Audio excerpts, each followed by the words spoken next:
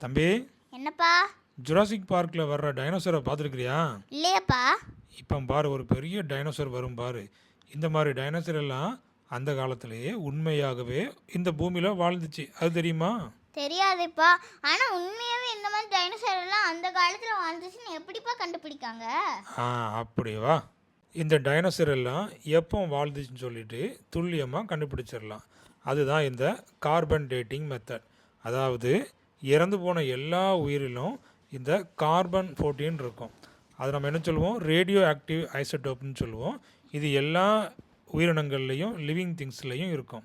அது வந்துட்டு இறந்து போயிட்டுன்னா இந்த C14 இருக்கு இல்லையா, கார்பன் 14 வந்துட்டு ஸ்லோவாக டீகே ஆக ஆரம்பிக்கும்.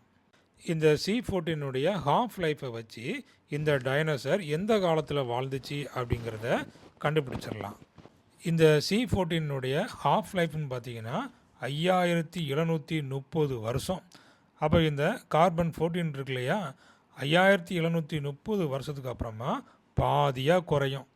இப்போது 100 கிராம் இருந்துச்சுன்னா அது வந்துட்டு 50 கிராமாக மாறும். எப்போ 5730 வருஷத்துக்கு